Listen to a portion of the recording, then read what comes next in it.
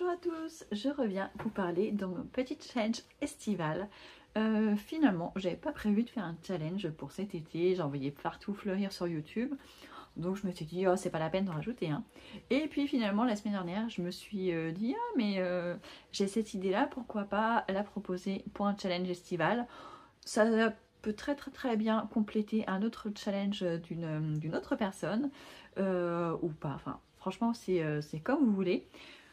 Étant donné que vous connaissez déjà mon tour du monde en livre, sachez que ça y ressemble beaucoup, sauf que là on va rester en France. Voilà, on peut partir en vacances, mais on n'est pas obligé d'aller très loin. On peut très bien visiter la France pendant cet été. Pour moi l'été ça commence au 1er juillet et se termine le 31 août, donc ça nous fait 2 mois pendant lesquels on va visiter la France. Donc vous savez que depuis 2016 il n'y a plus que 18 régions en France, dont 13 en France, en métropole, dont la Corse, et 5 régions d'outre-mer. Et donc ça ne fait que 18 régions.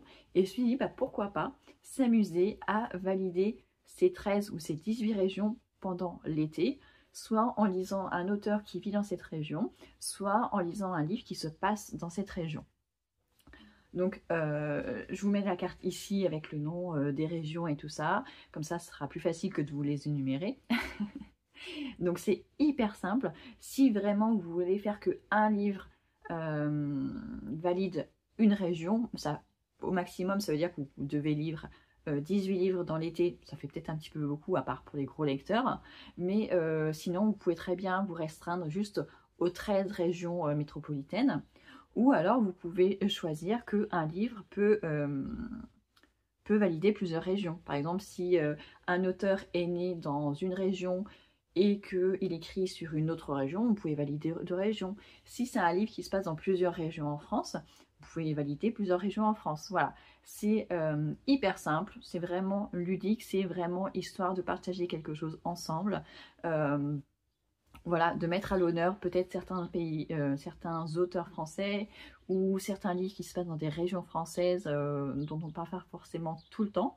Donc voilà, donc moi je vais me restreindre aux 13 régions métropolitaines parce que les 5 régions outre-mer, honnêtement, je crois que je connais aucun auteur de ces régions-là. Et j'ai pas envie de me casser la tête, honnêtement. Donc je vais rester sur les 13 régions métropolitaines dont la Corse. Je trouve que ça va être beaucoup plus simple. En plus, vous savez que j'ai ma palle prioritaire à essayer de caser dans les prochaines semaines. J'aimerais vraiment faire descendre ma palle cet été. Et donc, la prochaine chose à faire, ça sera de répertorier les auteurs français que j'ai ici et de voir avec le résumé si ça met en avant une région ou une autre.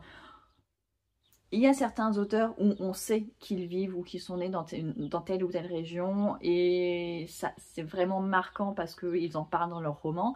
Donc il y a des auteurs comme ça qui sont facilement identifiables et il y en a d'autres où c'est pas du tout facile. Donc on verra bien. Je pense à quelques auteurs par-ci par-là, il y en a que je connais bien et que j'associe carrément à certaines régions. Vous n'êtes pas obligé de vous restreindre à des auteurs contemporains, vous pouvez très bien aussi lire des classiques. Il y a beaucoup de classiques qui sont très connus, enfin d'auteurs de classiques très connus qui sont facilement identifiables à une région. Mais la semaine prochaine, je reviendrai vous faire une petite vidéo pour vous donner peut-être 4-5 idées pour chaque région en mêlant à la fois des classiques et des auteurs plus contemporains. Bon, ça restera dans ce que je connais moi, donc forcément ce ne sera pas du tout exhaustif. Vous pourrez compléter aussi dans les commentaires pour les autres. Donc voilà, est-ce que j'ai tout dit? Je ne sais pas. Je vais aller voir mon petit carnet, ce que j'avais noté.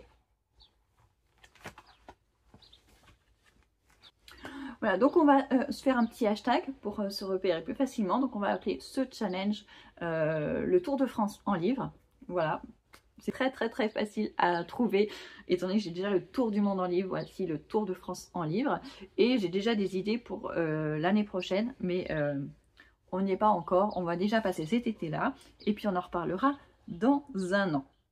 Mais j'ai déjà ma petite idée.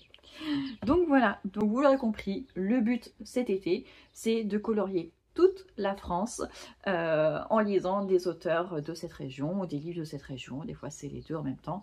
Donc voilà, j'espère que ce petit challenge vous plaira et que vous participerez. Comme je disais, c'est très facile de l'associer à d'autres challenges déjà en cours.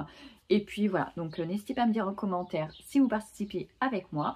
Et on se retrouve la semaine prochaine pour que je vous donne quelques idées. Voilà, ciao ciao!